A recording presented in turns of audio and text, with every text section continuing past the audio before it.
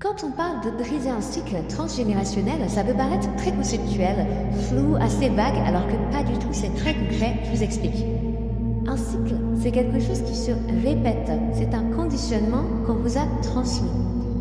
Il y a des scientifiques qui ont pris des souris et faisaient sentir une odeur à ces souris, et à chaque fois qu'elles leur faisaient sentir cette odeur, elles leur donnaient un choc électrique. Les souris ont appris à avoir peur de cette odeur. Et vous savez quoi?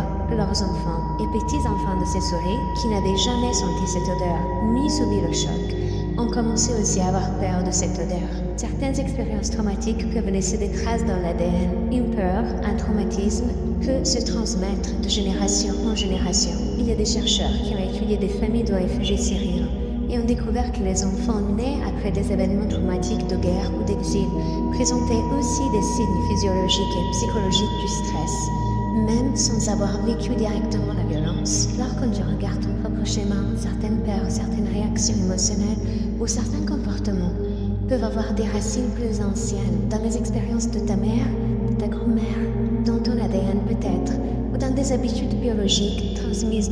Quand tu ne te sens plus à ta place où tu es dans ton environnement, peu importe que ce soit une ville, une culture ou autre, il faut en sortir, il faut exploiter l'extérieur. Parce que l'intérieur ne te va plus. C'est comme le poussin qui sort de sa coquille. Quand ta coquille ne te va plus, sors, tends tes ailes en fait, va vers d'autres horizons. Vous aimez trop, vous enracinez comme si vous étiez des arbres. Alors oui, on peut être loyaux et fidèles à des gens et à certaines valeurs toute notre vie, mais ça ne veut pas dire pourrir au même endroit. Quand tu vois que tu n'as plus du tout les mêmes façons de penser, les mêmes façons de réfléchir, les mêmes façons de tourner un problème, ou même juste d'observer quelque chose ou quelqu'un ou un phénomène, c'est qu'il faut aller vers d'autres pâturages. Il y a trop de gens entêtés qui veulent rester dans les mêmes environnements ou dans les mêmes relations, ou voilà, que ce soit amical, familial, amoureux, professionnel.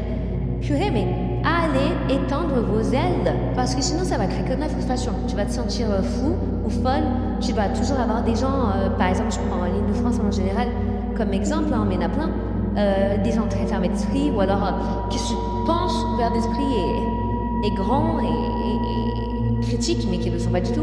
Et tu vas te sentir un petit peu comme le mauvais mouton. Enfin, c'est quoi, le mouton noir, c'est ça? Voilà. Non, ça fait pas du bien à ton intérieur de se sentir toujours, entre guillemets, sur la marge.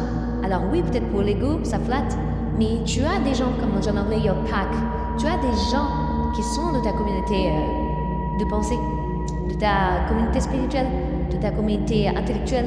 Il y a des gens qui te ressemblent, il y a des gens qui inspirent les mêmes choses que toi, il y a des gens qui puent la joie, le bonheur et, je sais pas, l'humain comme toi. Ah, mais tu vas rester dans le familier. Ah, il y a du familier qui est bon, hein. Il y a du familier qui évolue et qui grandit comme toi, mais bon, quand c'est stérile, il faut partir, c'est tout. Parfois, il faut partir très très loin, hein, mais il faut déployer ses ailes.